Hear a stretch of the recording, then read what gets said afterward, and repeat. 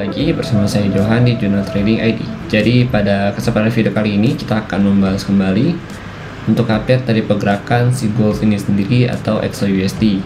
Oke, pertama kita akan lihat dulu kalau misalkan kemarin itu dia sempat pullback dari harga 1890 ya ke 1903. Nah ini yang dari harga buy ini 190 1893 itu kita udah dapat buy ya. Tapi kalau untuk yang 1900 nya ini ya kita nggak dapat sell karena memang saya pas dia konfirmasi turun di time frame kecil pun saya lagi nggak mantau pasar gitu. Nah ini kalau kita perhatikan dia sempat turun lagi ke 1885. Wah ini penurunan cukup ekstrim ya. Kalau kita lihat dari daily-nya pun ya ini kita ngobrol santai aja. Kalau kita lihat dari daily-nya pun ya sebenarnya untuk 18888 ini masih jadi supportnya dia gitu karena masih belum di break ya untuk yang 188 ya gitu. Nah begitu 188 ini di break sama dia, maka next target dia itu di mana sih? Nah next target dia itu ada di 1880 sampai 1867. Nah ini range yang cukup besar gitu. Nah, kalian harus hati-hati nih, ini range-nya cukup besar. Kenapa? Karena kalau kita open dari 1880 ya, hati-hati kita bisa diseret sampai kurang lebih ke 1867 gitu. Kenapa? Karena di sini itu kalau kita perhatikan di sini ada semacam apa ya? Kalau kita lihat itu bisa dikatakan ada gap ya, breakaway gap yang terjadi kurang lebih di bulan Maret ya 2023 kemarin gitu, di awal tahun gapnya. Nah ini bisa kemungkinan besar ditutup begitu dia bisa break dari 1888 ini gitu. Nah ini memang kalau kita perhatikan bearish data ini yaitu dari COT data kalau kita lihat.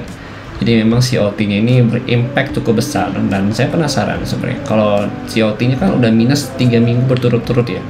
Dari 1887 ya 1970-an turun sampai 1892. Ini 3 minggu pokoknya kalau kita perhatikan nih hampir 1 bulan COT datanya itu bearish gitu. Nah kemungkinan besar kalau kita lihat ya misalkan dia mau pullback dari 1888 ini kan hari Jumat ya, berarti COT datanya rilis besok.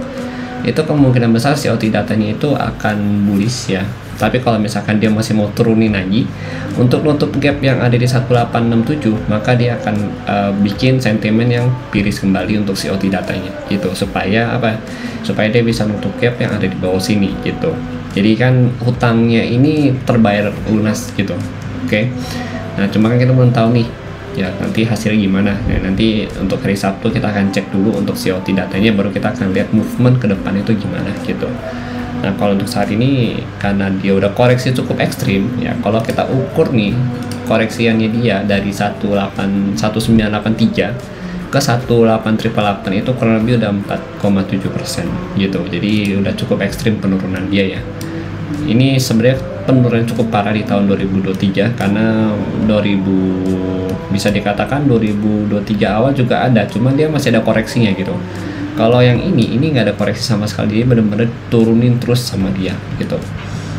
Oke, kemudian kalau kita lihat lagi berarti untuk hari ini ya, ini kan hari Jumatnya, kita harus berhati-hati. Walaupun kita lihat di sini secara 4 jamnya ini dia sudah berada di support level ya kan, tapi kita harus lihat nih 4 jamnya ini masih ada mother candle ya gitu. Dan seperti yang kita katakan ya pada video yang sebelumnya dan video yang kemarin, ini pergerakannya itu masih bearish. Jadi secara struktur harganya itu dia masih downtrend gitu. Nah minimal kalau kita mau hold buy kita lebih long itu bisa di 1907 itu, begitu di break berarti kita bisa hold buy kita. Tapi kalau ini belum di break maka kita nggak bisa nge-hold buy kita lebih panjang lagi gitu. Karena kalau dia belum break dari 1907 artinya dia belum akan terjadi koreksi, melainkan dia masih akan terus melanjutkan penurunan ya, dan break dari 18888 ini dengan target harga di 1880 sampai 1867 gitu, atau 1870-an ya. Kalau saya lihat sih banyak orang yang bilang 1870 gitu. Tapi kalau kita lihat lagi di sini untuk gapnya itu ada di, untuk amannya ya, itu ada di 1867 gitu. Karena ini kalau kita perhatikan lagi ya, di sini ada support yang become resistant dan juga ada bisa dikatakan resisten become supportnya juga di sini gitu. Jadi bahasa itu ada SNR ya di area sini. Ini baru dia nanti nutup gap yang ada di sini gitu. Antisipasi lah, kalau dari 1870 kita antisipasi sampai 1867 gitu untuk gapnya. Oke, kemudian kita lihat lagi. Jadi pergerakan masih biris, jadi ini kalau kita mau buy pun ya harus agak hati-hati gitu.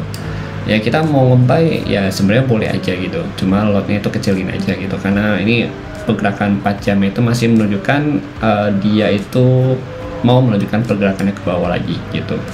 Lalu kalau kita perhatikan memang untuk si gold ini sendiri ya, kalau kita mau tarik trendline pun, baik kita tarik trendline dari sini kan, trendline dari sini. Kita coba cari channeling harganya. Nah ini channeling harga itu begini, jadi bisa dikatakan channeling harga si gold ini masih turun ya, dan kalau dia break lagi penurunan kali ini itu bisa lanjut ke sini.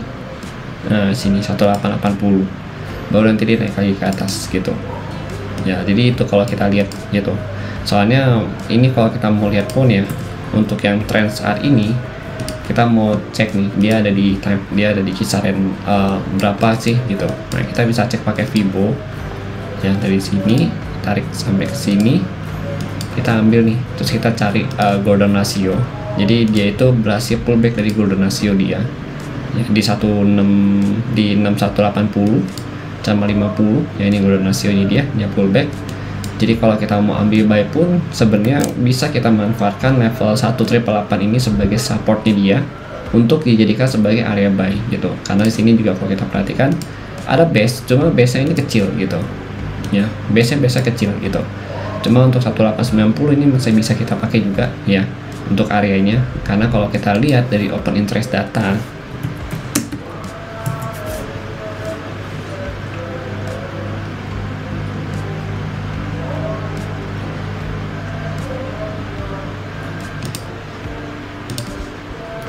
loading.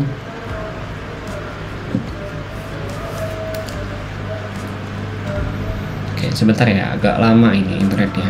Nah, ini udah keluar.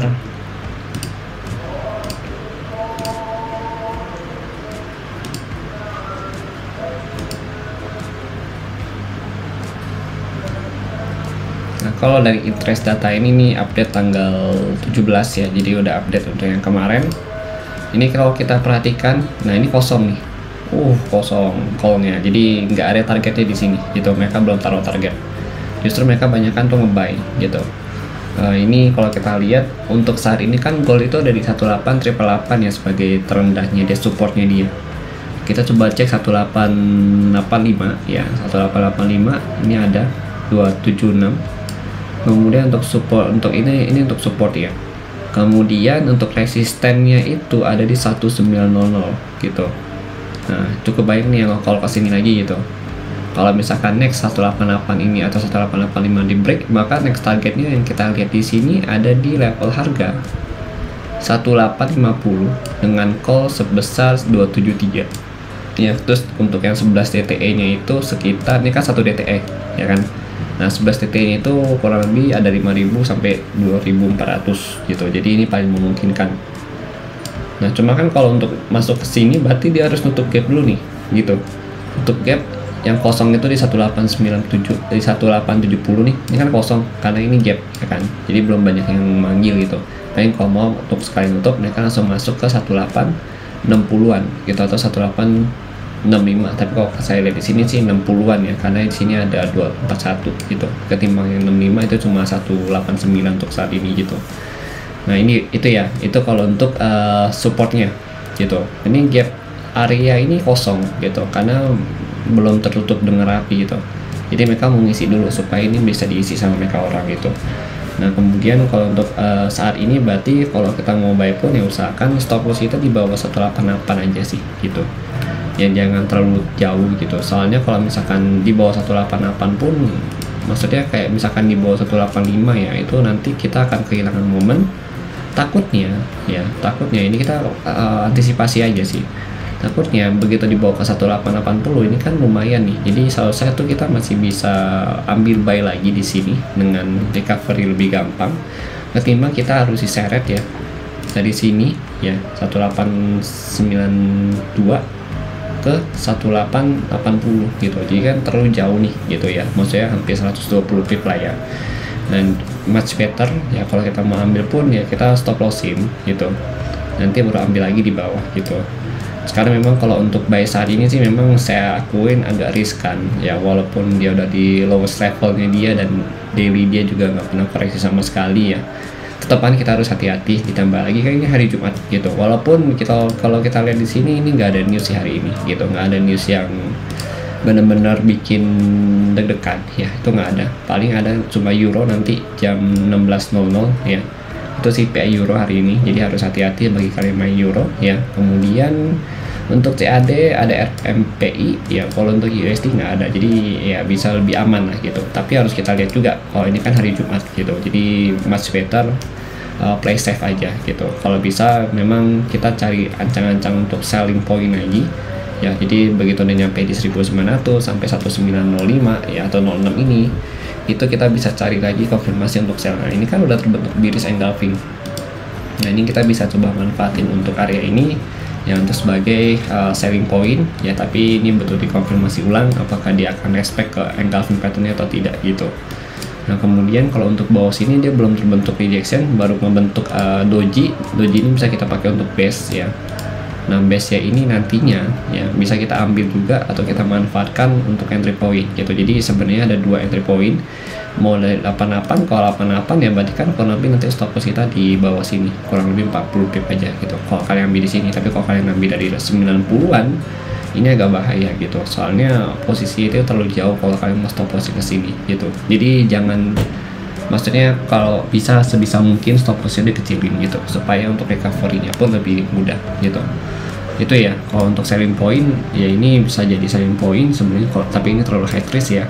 Dan kalau mau nunggu di 1900 lagi ya, atau kita udah bahas juga ya di Telegram ya mengenai selling point yang ada di sini. Kalau 1900 sampai 1906 ditembus berarti next target itu 1910 ya, baru nanti 1921 gitu. Untuk saat ini sih dia masih downtrend gitu, jadi ini 4 jam juga volume sellernya masih cukup menguasai pasar ya. Kemudian untuk time frame 30 menit kita lihat volume itu udah mulai meredah sellernya ya. Jadi kalau kalian mau ambil di sini pun paling nanti stop lossnya dekat-dekat aja gitu ya, itu sih. Atau sesuaikan aja sih dengan money management kalian masing-masing, soalnya setiap orang kan pasti punya alasannya sendiri-sendiri ya untuk nge-buy ataupun nge-sell gitu. Jadi itu kalau dari saya gitu ya, jadi nggak banyak pergerakan dan juga nggak banyak pergantian mapping ya, bahkan tidak ada pergantian sama sekali untuk mappingnya ya. Jadi sekian dari saya, terima kasih dan sampai jumpa pada video berikutnya.